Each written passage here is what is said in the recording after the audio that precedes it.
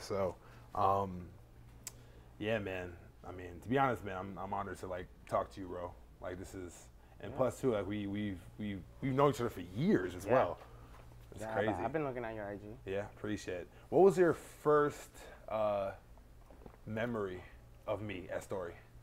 Do you remember? Or no? I thought you were a bouncer, which Yeah. you were. Oh yeah, which I was. Yeah, I was Which security. you were. Yeah. Yeah. Who were you? Just random, right? It's No. Well, I opened up Story in 2012 with you guys. I started December 26th with you guys. What? Without doing security at Story. Right. Right. Yeah, and then at the time, actually, it's all good. It's fine. It's fine. I mean, people are working and stuff. I mean, it is what it is. No, it's all good. And that was the time I was actually in the DJ booth, and that's how I met Grumman and Pacello and JoJo, and I believe I actually met you as well too. Yeah. So it was actually a long ass time. That was 2016. No, that was 2012. 2012. Jesus. Yeah, Story opened. I can't remember this. Story opened December 26th, 2012. Yeah, it's been 10 years. Yeah. More than 10. Yeah, more than 10 years. About to be 13. Yeah. Yeah, it's crazy. Live is about to be 15. 15 years right now, right? 15 or 14, yeah. Yeah. Yeah, definitely. All right, we ready to go? Okay, cool.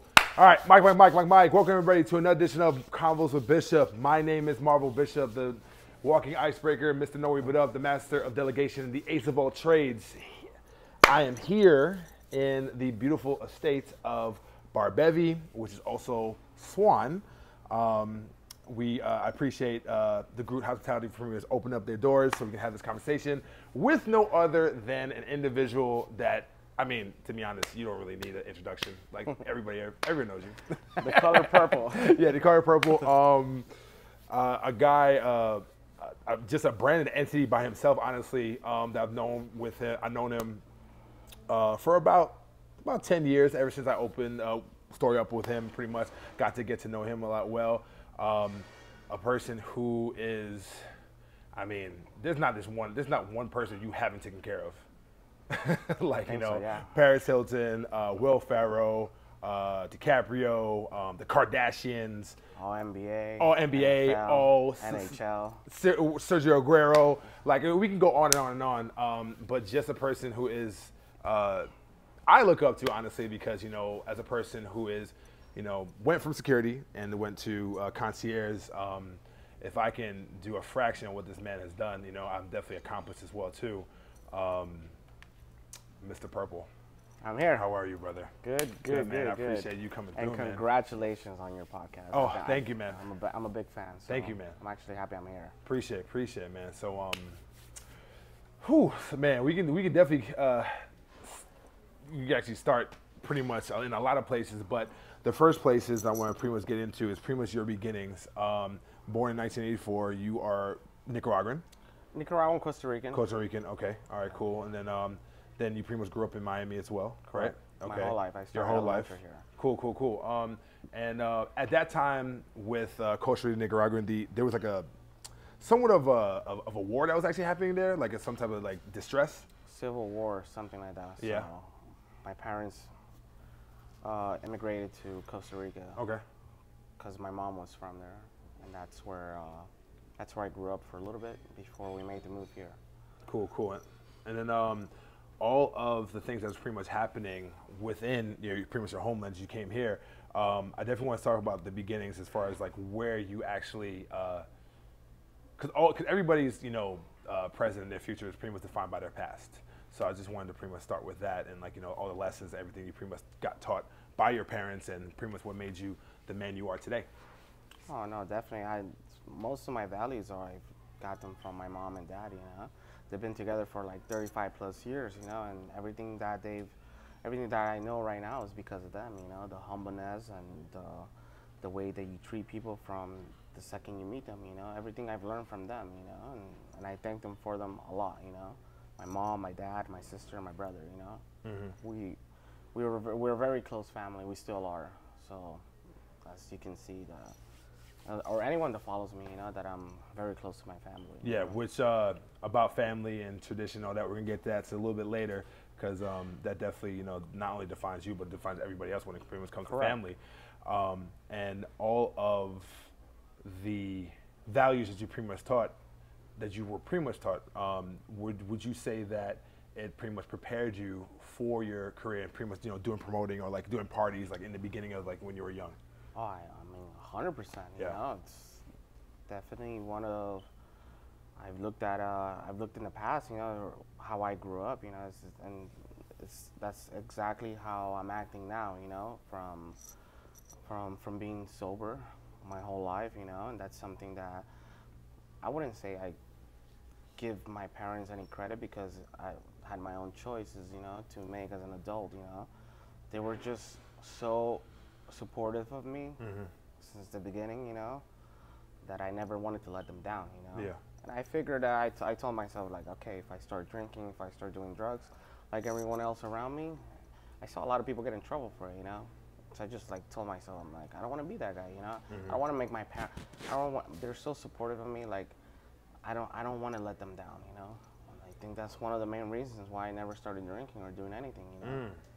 Okay. You know? And it kept my head clear, my thoughts clear, in order for me to become the next man, you know, the bigger man, you know, since there wasn't any clouding of my judgment, you know. Yeah, no, definitely, man.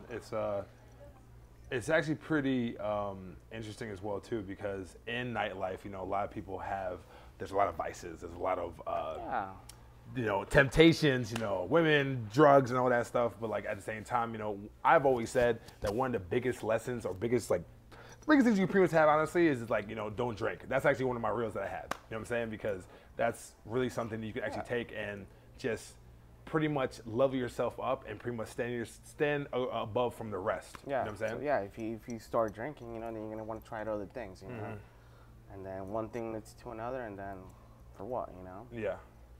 No. But again, I don't know if you're gonna ask me, like, or the question I get asked the most, like, how do you do it? How do you stay sober? Well, that's the thing too, because I mean, there's so much temptation, you know, even in the beginning when you were younger, you know, Correct. like, and for me, I'm thinking that knowing you now, I kind of do understand from the beginning when you were younger, because like, you're just so like, number one, you don't want to let your parents down, you don't want to let your family down. That's number one. They're the most important thing to you. And number two,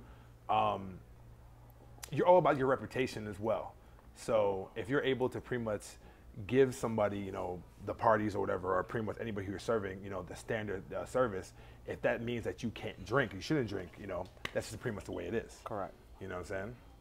So with that being said, since I've never done it, it's so easy for me not Which to. is crazy, by the way. Not to, like, to do it. You've you never, know? ever. Think about it. Like, if I went into every single party sober, it's just because I've never done it before, you know. So I didn't know any other way, you know. It was normal for me to walk into all these jobs sober because I didn't know any other way. So, and I had my willpower was obviously to the max, you know. Yeah. I've always said no, you know, and even when clients, I've said it before, when clients wanted to buy me a bottle or this or that, since the waitress already knew that I didn't drink, they'll just match the color, you know. Yeah. Do you remember the time we were at when I saw you at the Go Rush, and there was a client that you were actually like taking care of, whatever, for after Live or Story, and then like you guys were about to do a cheers, and then like you were like, yo, give me some Red Bull. Yeah. Do you remember that shit? Yeah. So yeah. I was like, okay, that's a trick. I switch it up quick. You Yeah. know? No, definitely. So before Live, before Mansion, you were pretty much doing a lot of parties within like the Key Biscayne area. No, the Coconut Grove. The Coconut area. Grove. I'm very sorry. Yeah. So how did that go about? Insane. Just imagine thousands of people just taking over the streets. You know, what you see now, you know, is nothing like how it was during my time. You know, it was just every single bar, every single club back there open at the same exact time, and it was just everybody just club hopping, you know, to another place. You know, most of your older college crowd, but insane. All Green Street packed, the street, Virginia Street, Coconut, everything. It was just crazy.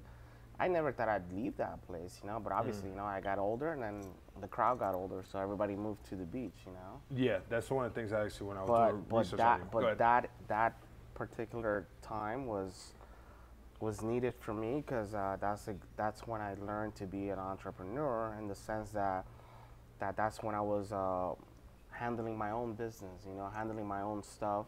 I was the one paying off other people. I was the one paying off the cost, taking care of the cost, and then splitting the profit with my partners, you know. And we had like 3 accounts, and I was making so much money back then. Yeah. You know, it's just, but only because I learned on my own, you know. And thank God that I did that then, because what was following next was the beach, you know. And that was a bigger monster, you know. And before we actually get into Mansion, one of the things I actually admire about you is that, and I feel like so many, like, you know, host promoters need to honestly just look up to you as, is that like the level of trust and value that women have of you, you know? And as a person who is trying to pretty much come up or whatever, like, how do you get to that level? Because, you know, there's a lot of crazy ass motherfuckers to be. I mean, it's Miami to begin with, you know. And like, how did you gain that trust with them whenever you bring them to parties and all that stuff? You know, like I said, you know, this goes back to the family values. You know, like I treat women with respect. You know, obviously I was sober. You know, so I wasn't like crazy about like hooking up with girls or whatever. You know, I just wanted to do my job. It was more about them. You know, it was making sure that they had a good time so they could hit me back, you know, the next day, you know. And yeah, it was just treating them with respect, you know. Yeah, and a lot of people don't necessarily do that. They just honestly, some of them, not all of them or whatever, they just treat them as like statistic or cattle, and like that's not the way you're supposed to do it, because once you treat the women right, and it was a lot harder back then, because during when I moved to the beach, it was more about a statistic, but thank God that it was statistics, but quality. Because back in the Mansion days, there was only like 10 of us, you know, that you had to know to get into the hottest places, you know, which is either Mo or Linden, Grutman. Grutman, you know? yeah. Which you worked with at Mansion, right? Correct. Yeah. Okay, he was director of marketing. Director of marketing, yeah. And then you when you went, so my list was like 80, 90 girls, you know, because you were only quality one. Yeah. And there wasn't any other person you could get into unless it was through me or Lyndon or Mo or other guys, you know. And then pretty much with you being the only person, one of the only persons that can pretty much is the gatekeeper, then if one person trusted you, then 10, then 20, then 30, it's like, yo, hey, listen, Purple's the only guy that can pretty much, you know, deliver and to pretty much, you know, have a good time, honestly. So when you started at Mansion, right, I actually was watching another podcast of you. I was doing my research, and like apparently, like, you know, like you were actually not of age to actually work there at Mansion. I was underage. Yeah. So I was getting paid under the table. But you were so great at what you were doing. They just oversee that. That the owner, not only the owner, make sure I was getting paid, but he makes sure that I was sitting with him. You know, Roman Jones. He literally makes sure that I had the owner's table every night. Nice. So that means that I was sitting next to Dr. Dre, Paris Hilton, Busta Rhymes, Pharrell, you know? And I was only like 20 years old, you know? And that right there was pretty much the times where like you were actually cultivating those relationships, right? No, it clicked in my head. I was like, okay. Yeah. Celebs are here. Yeah. Let me network with them, you know? Because that was the next step, you know, meeting celebrities and getting to know them, you know. That I figured that was a way for me to step it up, you know, which I did, you know. I ended up being like a celebrity liaison for the opium group, you know. Okay, cool. A lot of people don't know that, but I was making sure that I was picking them up, taking them to dinner. Really? With the company car, yeah. Okay. We do Nobu or like any restaurant, you know. Most of the time was Nobu. So we had a very good relationship with Nobu. And set them up with drivers, pickups, whatever, and then make sure that they come to the club, you know. We were the only ones doing that back then. That's actually really interesting. Okay, because it actually brought in the emphasis of like, you know, okay, these are A-list celebrities and they have to be taken care of from the umpteenth degree. And once people see like they're there, and that pretty much brings up pretty much more people. One of the people actually that you were working with, Chino, he passed away, correct? Right? Unfortunately, Yeah. right after we opened Live, something like that. And what Chino, what does Chino? You met him? No, so I was actually in New York at the time, pretty much. I came in Miami when I was in 2009. yeah. So the Mansion days was not even. Yeah, I went to Mansion maybe a couple of times when I came here, pretty much. But yeah, honestly, go ahead. I'm an OG. Yeah, I know. Yeah, definitely. So with Chino, I definitely want to know, because Chino is definitely a person, God rest his soul. He's a person that has definitely attributed to your success as far as going through the gauntlet and everything. So how important was he to you? No, he had my back and he taught me a lot of things. From help. He was my partner back at the Coconut Grove area. He all since I know I taught myself, but I also learned from him. And how to approach owners with deals and all that. And no, he had a lot of influence in my career, definitely. He helped me build open up Live, with Dave.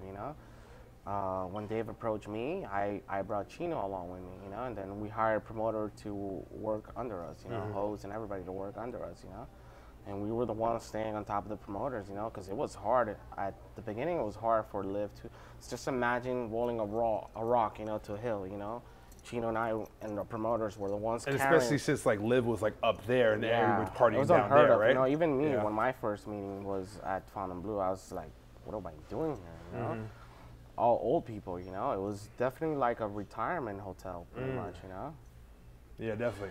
But before we actually continue, I have a question. So, speaking about taking the friggin' boulder uphill, that's that sometimes I feel like whenever since I'm an independent host and I have my own company, I am grateful to pretty much have, a partnership with Grew Hospitality as well, but I'm independent. At the end of the day, I eat what I kill. So with you, when you pretty much was transitioning from Mansion to Live, I admire you honestly, because not a lot of people would have taken that step, because maybe they'll try to do their own thing.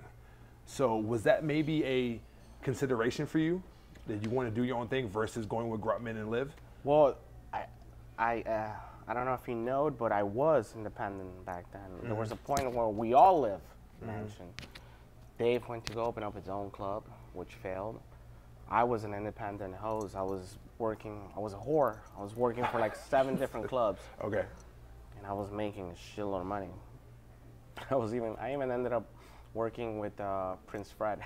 Prince Fred. Shout out to Prince Fred. Prince Fred opened up his own club on 14 and Ocean. It was called Billboard Live. And he's got some nightlife in his belt. He opened up Club Paris back in the days. With Paris Hilton. Yeah. That didn't go too well. No, didn't. But he tried to do it here in Miami, which was gonna be a big success, but Live open.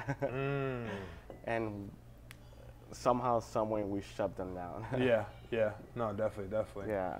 But no, it was Dave made me an offer I couldn't refuse, and obviously I didn't jump into it right away, but life is all about taking risks, Taking risks, and and obviously, shout out to David Grutman as well too, a person who is the godfather of hospitality and nightlife.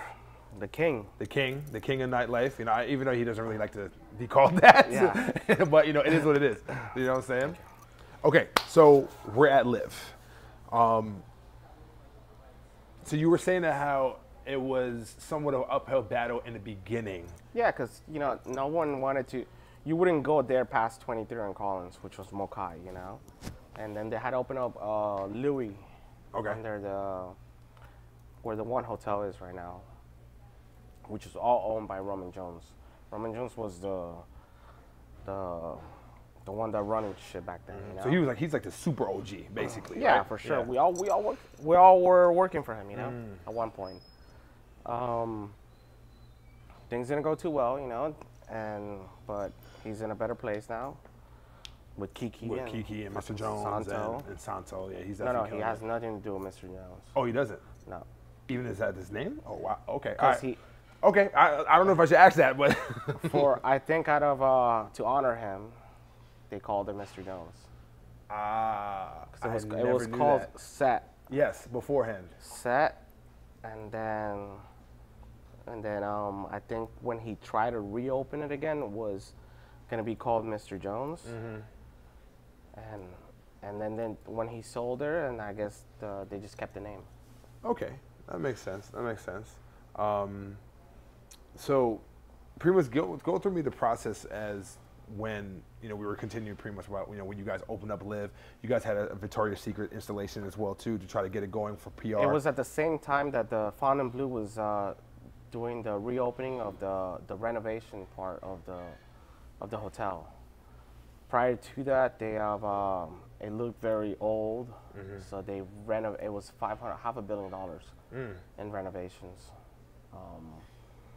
and then Live, and then Dave's idea of putting the Victoria's Secret show at the Fond and Blue. It was how we raised the bar so high, because now you have the Victoria's Secret fashion show and a new club opening, a mega club opening on South Beach, on Miami Beach, and the amount of celebrities, the amount of people that went to check it out, and the amount of PR that we ended up getting worldwide, helped a lot, But yeah, it was very hard because so many big clubs were already on South Beach, people were like, okay, we could go to Mansion, and then we could go to Opium and Prevent, and then we could go to Mokai, and then we could, and then it was little old Live, big Live in the back, and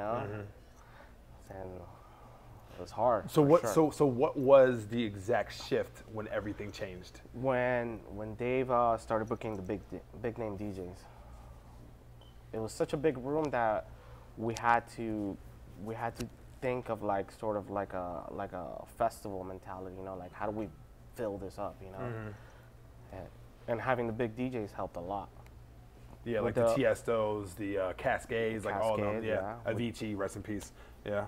With that came the girls, and with the girls came with the tables, and the good crowd, I always wondered about when it comes to booking DJs and everything else too, how exactly does that necessarily work? Because there are at times some loyalties to some venues, but at the end of the day, I mean, money talks. That's pretty much what it is. Well, now since there are so many clubs and so many festivals and so many deals, our talent booking personnel people, they have to go through agencies, And if you're an upcoming DJ, like me. Yes. Shout out to you, by the way, DJ Purp. Yes, sir. We sometimes manage ourselves, but most of the time, the big ones, obviously, we have to go through the agencies, just because it makes more sense, Yeah, no, definitely. So when it comes, but Dave back then used to do it all. Okay. Used to do the bookings. Used to really okay, just Swiss Army knife. Everything. Yeah. Wow. Okay. Perfectionism. We'll walk into Live and we'll see a light bulb. We're change that. That's the one thing about him too to actually realize is that the napkins. Yeah, napkins. Straws. Yeah. And one of the things that you do not do, especially when he's around, when he's not around, is that if somebody asks you where the bathroom is, you do not point to the bathroom. You will get fired. Yeah. You got to walk them there. So even with me, I'm independent as well too. I'm independent too, and I don't necessarily work for Groots, but because of the mentality and the culture that Dave has actually taught me indirectly, I do that. I walk people to bathrooms all the time when I'm here. Hey, where's the bathroom? Because they're gonna ask me to, because they think I'm security anyway.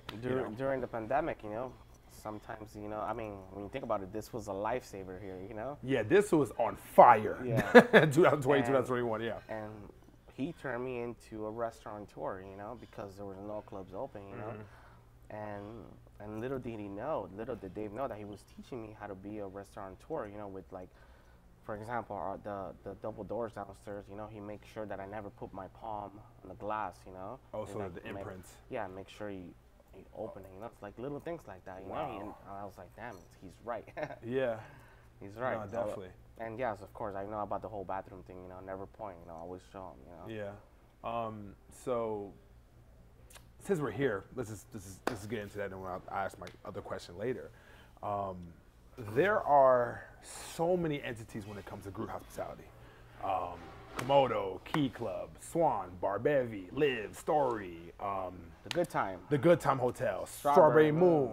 You guys are opening up in Vegas as well too, right? Next year, You know, yeah. next year and everything else too. So with you personally, with you basically being the operating and business partner to make sure everything is like smooth, how in God's name do you do that? Because that's a lot.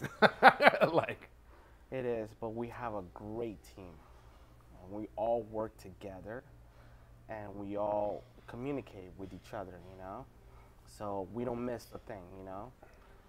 From Adam to Lyndon to Daniel to Rob, you know, the main core guys, you know?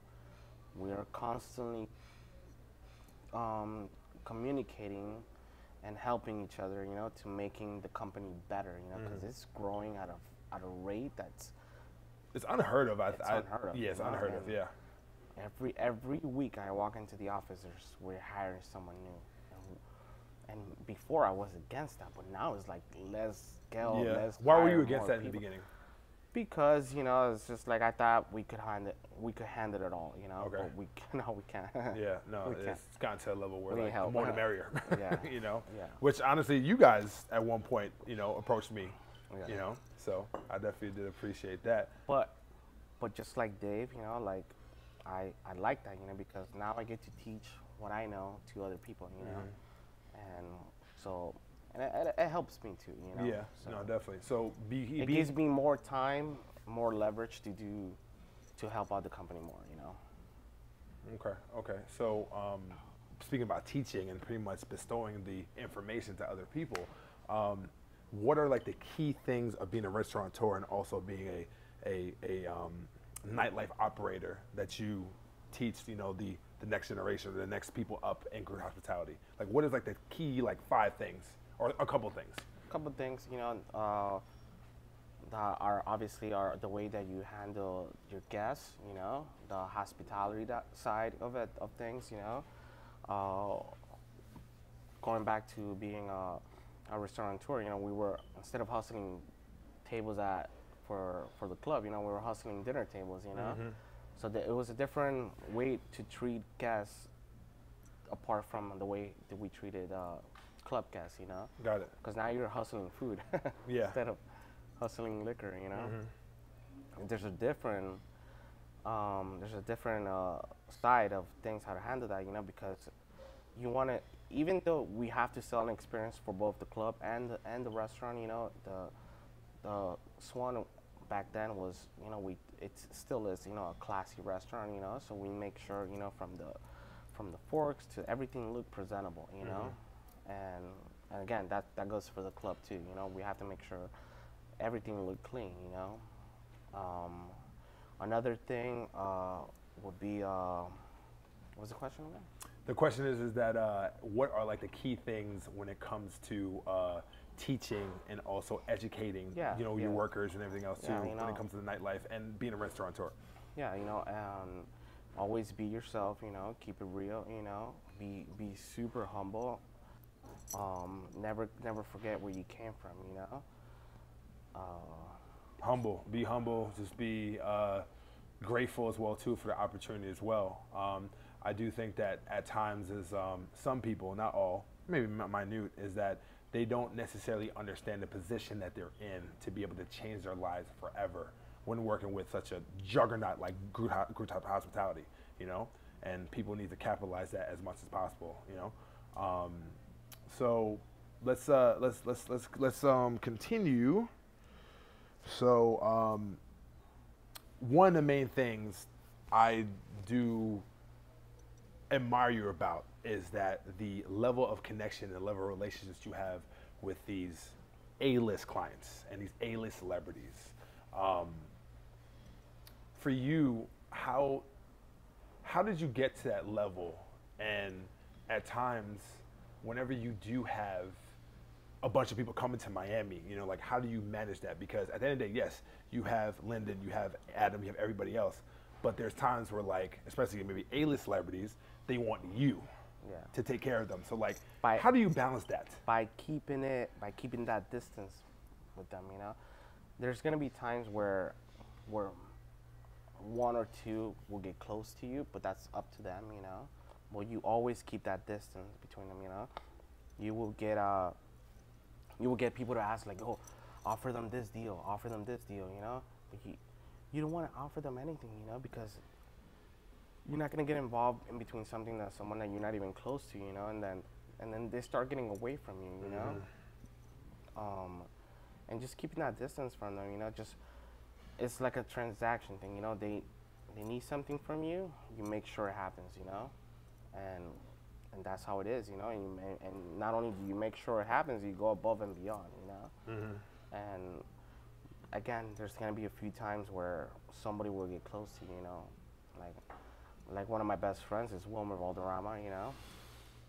And at the beginning, it was like that, you know, just straight up business, you know, like you need something, I got it for you, you know. You need a table, you need this, you need that. That was just it. We just left it like that, you know. But then we started like hanging out outside of the club, and then that's when you get close, you know. Started hanging out with Kevin Federline back in the mansion, you know. Paris Hilton's one of my best friends now, you know, and so on and so on. Bad Bunny's one of your close friends. Bad Bunny, you know, and it all starts like that, you know. Keep it business. Don't be a groupie. Don't act overexcited, you know. And then, you know, then you'll know when to be yourself around them, you know. I mean, not saying don't, but like be a little more natural. Yeah. No, definitely. The candid attitude that you have and the candid approach you have with these, you know, clients in general, honestly, they'll definitely appreciate it. But it's very important to keep it business in the beginning, just so they know that you're serious. Yeah, I think, you know what, full transparency for me, I think that's at times where I actually struggle with, you know. I want to be close to them. I want to be their host, and I want to do everything for them. And then you need to let it happen organically, naturally, you know. Like again, everyone's different, you know. Maybe someone will like that right away, you know. There's been times that, yeah, you know, right away I ended up hitting it up with somebody right away, you know, and boom. My friend, this guy. Now that I'm struggling, I don't even want to say it anymore. But the Black Panther guy. Chadwick Boseman. No, but the other guy, David. Winston Duke. Oh, there we go. Okay. M'Baku. Okay, M'Baku. Yeah. Definitely. Yeah, we hit it up right away. So he's you know, there's gonna be times where you might not hit it right away, you know, but we click, you know, and now we're good friends, you know. And I'm a big Marvel. What I'm trying to say is, I'm a big Marvel guy, so I should have acted like a girl, you know, like overexciting, you know, because I'm here hanging out with like someone that's in the Marvel franchise, you know. I'm a big nerd when it comes to that, but kept it cool, act natural, and he saw that, you know. No, of course. So we're close now. No, that's good, man. That's good. I think he's moving to Miami actually. Okay. Right after he's done filming a couple things. Okay. Cool. And you know, for the past couple of things that we're pretty much talking about, you know, like one of the common denominators, honestly, is, you know, relationships and building them. Now, I want to, if you may, you know, the core group that you were pretty much talking about, you know, like Adam, you know, Lyndon, those people, which they hold dear to my heart as well, but the level of the relationship, the business relationship you have, obviously is on another level compared to me. So how much do they mean to you when it comes to personal, when it comes to working with them as well, you know? I've known Lyndon the longest, obviously. Yeah. But Adam, I've known just as long, you know, and they're two of my best friends, you know, and there's a level of respect, there's a level of maturity that all three of us have with each other, you know, and we're all learning from each other, you know. Like what Lyndon and Adam is doing now, you know, is they're growing. We're all growing so fast within the company, you know, that we all have each other's back, and that's something special, you know. That's something you don't see a lot, you know, because there's people that are always going to be trying to like backstab you or go around you, you know. Yeah. And that's not happening here, you know. We have each other's back, you know. Yeah, it's never about the transaction. It's about the relationships you guys have, and also the long haul. Nothing. It's micro, and it's micro impatience, but it's also macro patience. It's like, you know what, as a team, we have to do what we have to do, make sure all the venues and everything else is good. But then at the same time, it's like, you know what, like the long haul is like, hey, you know, opening up, you know, hotels in, you know, the Bahamas and all that, and also Vegas as well too. Just having that foresight, you know. Yeah, we're all extension of Dave. Yes. More me. Because you're the closest to the sun when it comes to that, right? Correct. Yeah, and the only person that is around.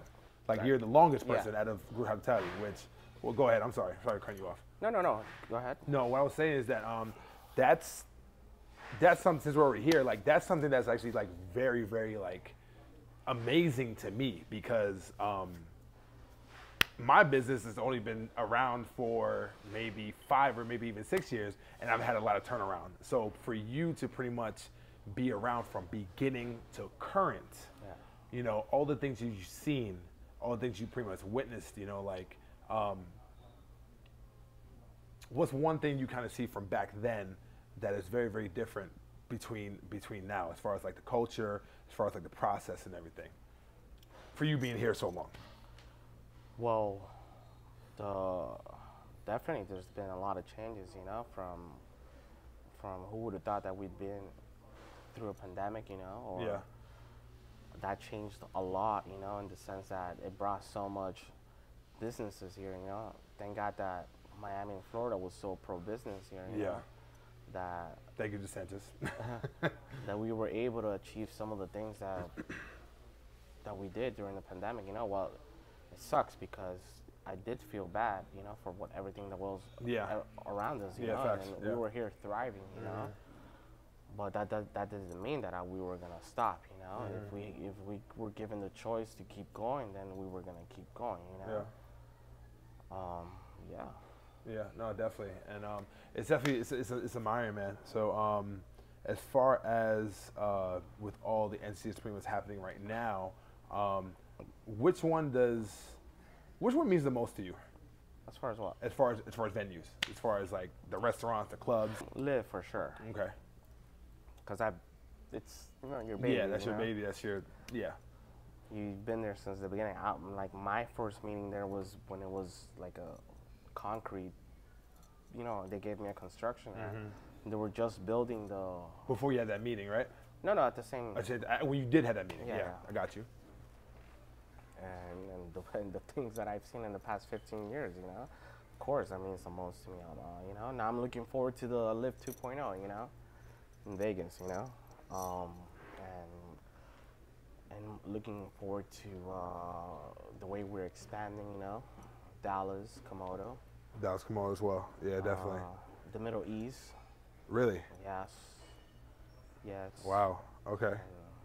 That's dope. Vegas is going to be a big one, you know. No, that's going to be huge. Yeah, definitely. And that's one thing I actually wanted to ask you. When it comes to pretty much duplicating another juggernaut, another entity as Live to go to Vegas, you know, what's the biggest, like, you know, are there any differences? Are there any things that you kind of need to do different? You know, we're going to have a lot of competition there, you know, but there's enough people to go around.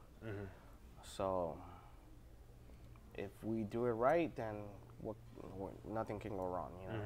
So looking forward to it. No, definitely, man. Definitely, that sounds great. Trying to see what else.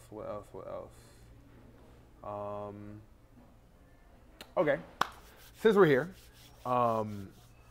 pretty much we talked about relationships. We talked about David Grutman, you know, the whole team, all the entities, and all that.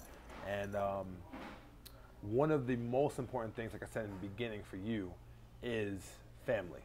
You know, with your parents, with your brother as well too. Your brother has 2 sons as well. Your nephews, right? Are they your nephews? My brother has a boy and a girl. Okay, boy and a girl. And then my sister has 3 boys. Okay, okay. I'm trying to remember when I see like in your stories, like I see a whole bunch of kids. So I'm like, you know, I'm the godfather of Lucas. Yeah, definitely, man. I think it's very, very important, honestly, for people in nightlife to, you know, to hear this, because sometimes we get caught up in not the limelight, but just like the rat race and like trying to like be successful. But when you have people such as family to ground you and balance you, that's what makes you whole. Correct. You know? So with that being said, you know, how important is your family when it comes to your balance and trying to basically counteract that, you know, First the of all- chaos and peace. First of all, thank God that they're here, you know? Facts, So, and what I say here is that my parents are not back in Costa Rica, you know? I'm very close to them. I have dinner with them like once or twice a week. Nice. There's a lot of family activities that we do with them now that they have kids. My brother and my sister, we do like birthdays, you know, and like whenever they get good grades, you know, we'll take them out, you know? There's a group chat that I'm involved, you know, that like, hey, this is going on. Hey, the kids have college football practice, you know, and then there's so much. Yes, of course, it grounds me, you know, and it balances me for everything that I also have to do at night, you know. It's like two purposes, you know, one during the day and one during the night, you know, that tries to like juggle everything, you know. Sometimes I feel like we should try to like clone ourselves. I've been saying that for years. Yeah. At least 5 Yeah. years. Yeah. Facts. At least. Yeah. Definitely.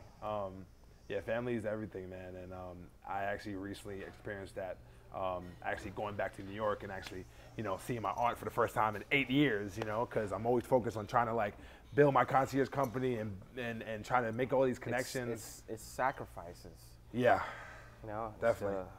It's the sacrifices, you know, like I'm the only one without kids, you know, in my family, just because I've been so heavily involved in what I do, you know. And of course, you know, I would love a family, you know, which I'm sure it's coming. you know. Yeah, God willing, yeah, definitely. In due time, you know what I'm saying? time, you know. But not only with your family that you have, but also you have your extended family as well, too, with Groot. Correct. You know? Yeah. And that's actually really a great thing as well.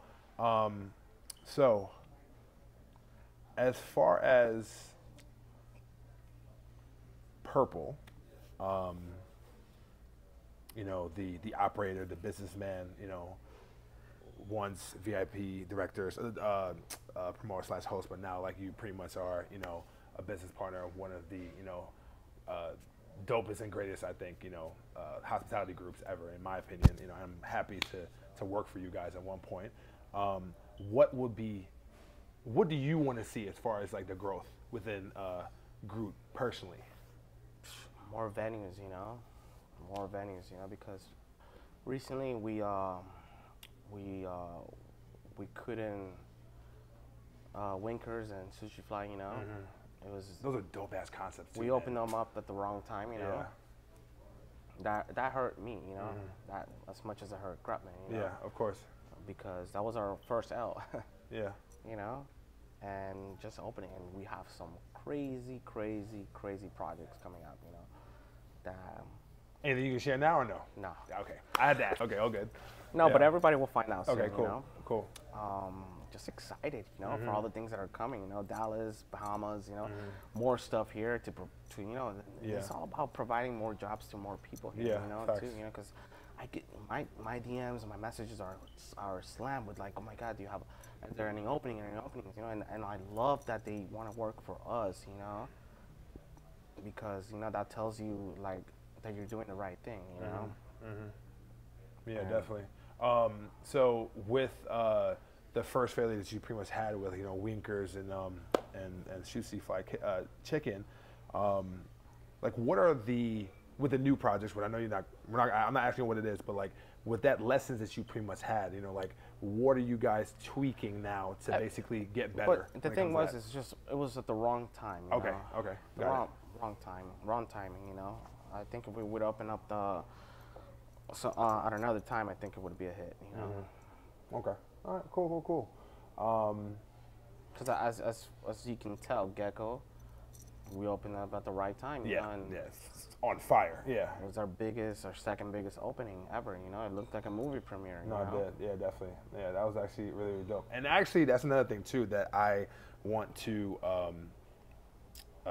honor David Grutman when it comes to that. Like, he's just so great at like just bringing everybody in one place when it matters the most. Like as you being his closest person to him, or whatever. Like how the fuck do you do that? Like that's. It's The grace of God, I think, a little bit of it. when as the time gets closer to the opening day, there's non-stop communication with Dave. You know, who's in town? Okay. Who can we invite? Yeah. You know, we're talking about months. You know, before. You know, just to prepare. You know, because you don't want to do it last second. You know, and you try to invite as much as people as you can. You know, I reach out to my A-list, and then he reaches out to his A-list, and Sophie and other people that I work within the company that are not only celebs, you know, the right people, you know, the like socialites of Miami, the mayors, you know, that Dave has a relationship with all of them, you know, and they all came, they all supported, and no, it goes into a big preparation, you know. It's all phone calls. It's all personal phone calls too. Okay. You know? Yeah. No, definitely. Not just a regular text. You know. No, you gotta like actually like make that connection and be like, hey, listen, I need you to come, please. This and that. We got this going on, and like just like continuing that conversation to make sure they actually come as well too. Yeah. You know. And here's another question I actually have too, because there's another thing I actually admire about you is that you just have like connections everywhere. Yeah. And I mean, like, okay, I've been trying to like dissect it. I'm like, yo, like, how the hell did Purple get like all access to like F1? How the hell did Purple get this? And I'm like, cause I want that. I would like that. I'm an OG, bro. I look young, but I'm not. Yeah. I'm not that young. I'm 20 plus years in the game, you know. So where does it start? Like, you know, the thing is, when you come to Miami, you know, you're either gonna hit up me or Dave or one of our guys, you know. When you go to New York, you're gonna hit up 100 different people because there's so many different venues. Same thing in LA, same thing in Vegas. You know? True. But Miami is so sexy and so limited, you know, that Dave Purple, that's it. you know, Yeah. that is, you know, and obviously the connections that I've made in the past couple of decades, you know, it's you know, and keeping that relationship, you know. Obviously, when F1 came, I didn't have to reach out to anybody. People were reaching out to me, you know, like. Okay, because I was definitely reaching out to motherfuckers. I was like, yeah. I got Paddock this, I got this, I got this, you know. And it's crazy because I have a funny story. The Super Bowl in Miami was the only time that I didn't have again, Super Bowl is a big one, right? Especially in Miami. Yeah. It was, when was it? 2019. 2019. 2019, yeah. 2019 Super Bowl Miami. I'm depressed as a motherfucker. Why? On Sunday. I have no tickets. Oh, shit. I'm the only guy in Miami not going.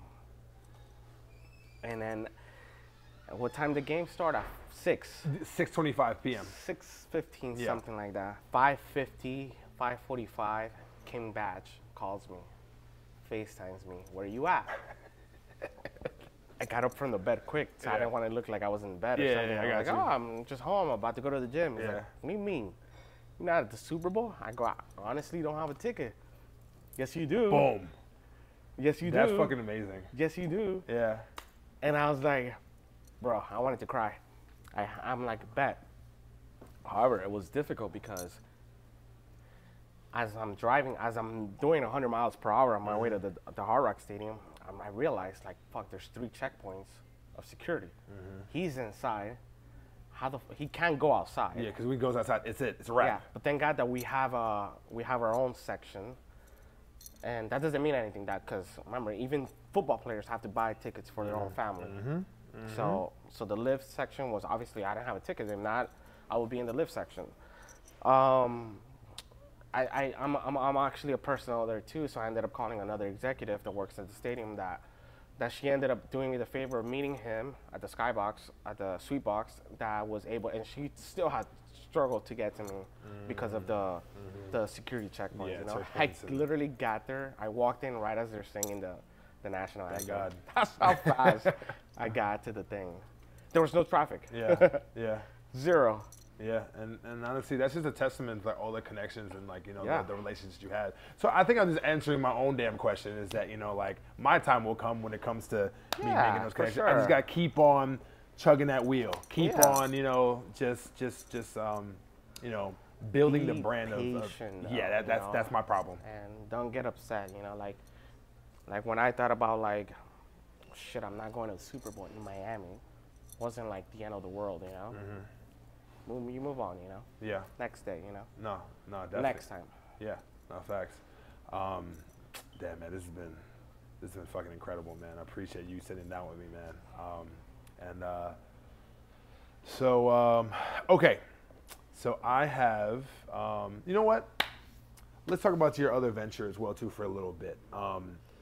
The DJ Purp. Let's get that going. Turns out that I've actually always wanted to be a DJ because I was looking, my mom sent me a picture back from when DJ Hero came out. Mm-hmm. And I was obsessed with that. Just completely forgot about it. She found it in the garage and she sent me a picture like, wow, you used to play with this a lot. But besides that, my post was always with Dave. Where did Dave hang out? In the DJ booth. Because he will stand up on top of a little platform thing and then he'll like maneuver his shit from there, you know? Mm-hmm. And that's where I stood most of the time, you know? Watched the biggest names in the industry DJ right in front of me, you know? Mm-hmm. Again, I'm sober, so the only thing that I did was watch what they were doing, you know? Learn, in a way, you know? And it's not easy at all. I can imagine. Like, yes, people call it the guy who presses all the buttons. Yeah, but you have to know what you're pressing, you know? Mm-hmm. You have to beat match. You have to learn how to transition. You have to learn how to use the effects, you know, to difference yourself from the other DJ, you know, because there's thousands of us, you know? And again, I was learning from the masters, you know? Watching them do their master work, you know? And no, it's became I'm going back to DJ Hero. My mom reminded me that I used to record myself singing when I was in middle school. Dope. And I do remember that. Yeah. I guess you could say I've always been into music. You know? Of course. Pandemic came, and that's when everything stopped, and that's when I had the chance to kind of play with that, you know, because I was so involved with our company that I finally had a chance to take a break and follow through with the DJ, you know. Mm-hmm. And one thing led to another. You know, my roommate Joseph, you know, he taught me how to put music into my USB. Dope. And that music was from COVID parties that I was hearing the songs that everybody was going off from, you know, like all the hit songs, you know, and then I put them all into USB, but I set up a playlist that in my head that I thought that it was what everybody wanted to hear. It wasn't about me. I wanted to like make everybody happy, you know. Next thing came was I self-taught myself how to press the buttons, you know, beat match. I did ask a lot of questions. I'm still asking a lot of questions. Still learning. You know? Still learning. No, definitely. Do you think that DJing right now and you learn in like the art of DJing is an extension of like, you know, you're promoting hosting and also being an operator as well? No, 100%. I'm doing this for our company. This was Dave's idea, you know, because we couldn't get all the big name DJs from overseas because they couldn't travel here. Dave said like, when you become a DJ, you're already a local celeb. You're already like, a lot of people love you. A lot of people will come see you, and I have fun doing it. Of course, I didn't think twice, you know. I started doing it right away, but I'm only doing it for our company, our venues, you know. Yes, of course, I'll do a festival here and there because that has nothing to do with us, but definitely it's just for our venues, you know. Got it. Okay. Yeah, no, that's definitely dope, man. All right. And I love doing it. Yeah, no, definitely. I can definitely see that. Definitely. A lot of people. The next thing will be to make music now. You know? Okay. Obviously, with my Rolodex of connections and people that work with music, you know. All I need is one hit. I got you, man. One massive hit, and. So I got one question for you that I've always wanted to ask. Where did the Shades idea come from? No, I'm blind. I'm legally blind. Wait, what? Yeah. Oh shit. Yeah. I didn't know that. They're prescription. Yeah, I used to wear shades. I mean. Oh shit, my bad. I didn't mean to offend. No. I used to wear glasses like you, but then, in order to make it more cooler. No, definitely. Cause I see your pictures like in the mansion days, and then like you don't wear like No, shades I or whatever. used to hate taking pictures with my glasses. Oh But shit. now it's just I've done it so much Uh-huh. that I just keep doing You said it. fuck it. Yeah. Okay. But if I take them off, everything's blurry. That makes sense. I've Yeah. always wanted that. Yeah. Okay. If you see me with red lenses, yellow lenses, they're prescriptive. Okay. I just thought that it was like, you know, kind of like adding to the mystique of Purp. No. You know what I'm saying? I will do laser soon, Okay. but I'm still gonna wear shades. I got you. Yeah. Yeah. See, there it is. There it is. Yeah. All right. So dope ass conversation, man. Really appreciate you sitting down with me, man. But before we leave, I have this segment that's called the last call. Last call. So I am going to give you a couple of names or a couple of words pretty much, and I need the first thought that comes to mind. Okay. All right? Okay. Costa Rica, Nicaragua. Peace. Peace? Okay, cool. Your first party that you hosted? High school. High school? Okay, Yeah. okay. Lyndon?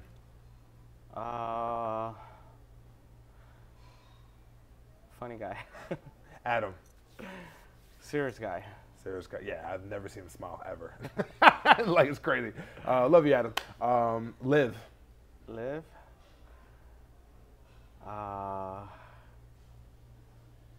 I'm thinking of a word. Go ahead, take your time.